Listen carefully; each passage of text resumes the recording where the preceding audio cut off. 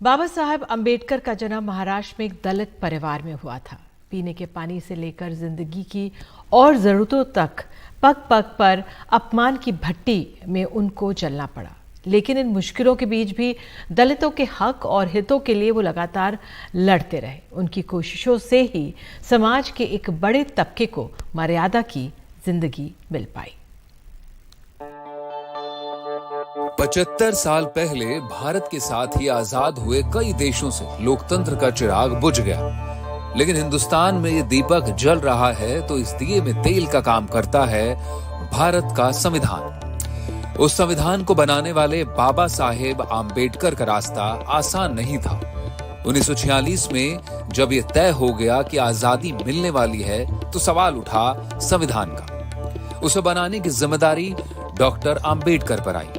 अब ऐसा कोई आदमी आप ढूंढेंगे दुनिया में कि जिसने 1913 से लेके 1923 तक समझ लीजिए 5-6 साल में 4-5 डिग्री हासिल की, एमए, पीएचडी, डीएससी, एमएससी और बैरिस्टर ऑफ लॉ। ये तो वो कहते हैं, कुछ लोगों ने लिखा हुआ है, जय कृष्णमूर्ति और लोगों ने, कि ये तो मिरेकल है, ये चाहे ये प्रोजुडी थे डॉक्टर अम्बेडकर। तो मई 1947 की बात है। संविधान सभा के सामने ड्राफ्टिंग कमेटी ने अपना मसौदा रखा। Ambedkar's preamble the secret history of the constitution of India नाम की किताब में आकाश सिंह राठौड़ ने लिखा है, संविधान सभा का मसौदा तैयार करने के लिए 7 सदस्यों की ड्राफ्टिंग कमेटी बनाई गई थी। इस ड्राफ्टिंग कमेटी के अध्यक्ष डॉक्टर आम्बेडकर थे। वहीं कमेटी के सदस्य कन्हैयालाल मुंशी, मोहम्मद सादुल्ला, अल्लादी कृष्णस्वामी अय्यर, गोपाल स्वामी अयंगर, एन माधवराव और टी कृष्णामचारी थे। लेकिन इनमें से एक सदस्य बीमार हो गए। 2 दिल्ली के बाहर थे, एक विदेश में थे, एक ने बीच में ही इस्तीफा दे दिया और एक सदस्य आए ही नहीं। इसके बाद डायबिटीज और ब्लड प्रेशर से पीड़ित होने के बावजूद आम्बेडकर ने संविधान तैयार करने में कोई कसर नहीं छोड़ी। इतना ही नहीं, आम्बेडकर ने करीब 100 दिनों तक संविधान सभा में खड़े होकर सदस्यों को संविधान के पूरे ड्राफ्ट को धैर्यपूर्वक समझाया और हर एक सुझाव पर चर्चा की। इस तरह डॉक्टर आम्बेडकर ने भारत को एक ऐसा संविधान दिया जिसमें भेदभाव के लिए रत्ती भर भी जगह नहीं थी। एक दलित मां का बेटा जन्म से जीवन तक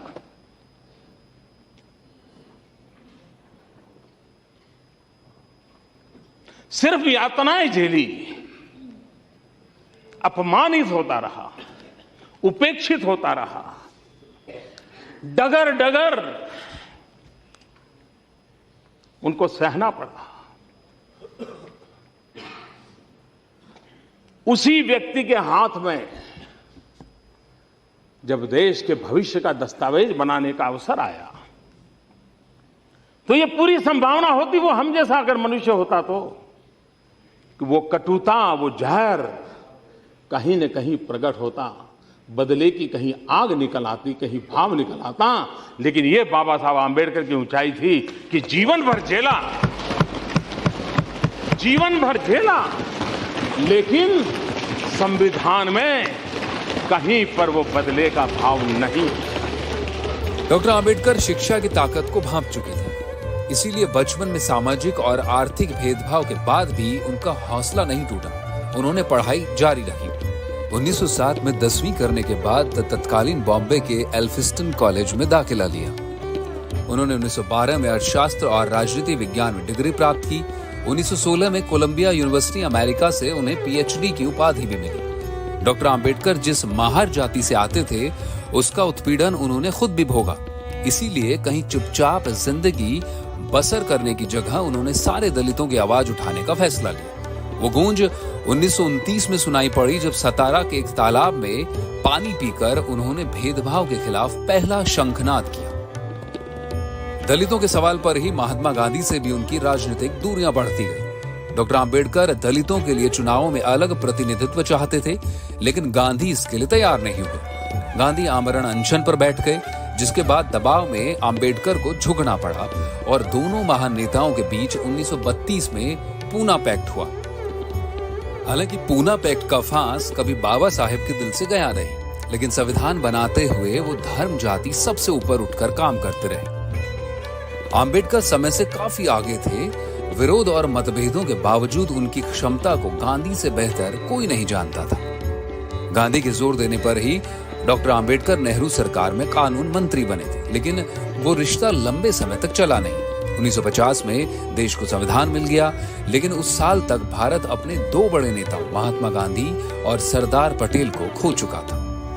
हिंदू कोड बिल पर नेहरू से डॉक्टर आम्बेडकर का मतभेद इतना बढ़ा कि 1951 में उन्होंने सरकार से ही इस्तीफा दे दिया। 1951-52 में जब पहला आम चुनाव हुआ तो आम्बेडकर बॉम्बे नॉर्थ सेंट्रल से शेड्यूल्ड कास्ट फेडरेशन पार्टी से चुनाव लड़े। उनके खिलाफ नेहरू की अगुवाई वाली कांग्रेस ने आम्बेडकर के ही निजी सहायक रहे नारायण काजरोलकर को लड़ा दिया। काजरोलकर ने डॉक्टर आम्बेडकर को 15,000 वोटों से शिकस्त दी। 1954 में भंडारा सीट से आम्बेडकर दोबारा लड़े, लेकिन फिर हार गए। इससे बड़ा दुर्भाग्य क्या हो सकता था कि भारत के जिस लाल ने संविधान बनाया, वो जो सबसे योग्य था, सबसे पढ़ा लिखा था, संवेदनशील और दलितों, पिछड़ों, आदिवासियों के हितों का रक्षक था, उसके लिए संसद का दरवाजा खुल ही नहीं पाया। लेकिन 70 वर्षों की दूरी पर आज दुनिया उस आम्बेडकर की शख्सियत में अपना भविष्य देख रही है। तभी तो कुछ दिनों पहले ही अमेरिका के मैरीलैंड में आम्बेडकर की एक आदमकद प्रतिमा लगी, जिसे स्टैचू ऑफ इक्वेलिटी कहा जाता है। दुनिया के हर हिस्से में दबे कुचले लोगों की वैचारिक नुमाइंदगी डॉक्टर आम्बेडकर आज भी कर रहे हैं और हमेशा करते रहेंगे।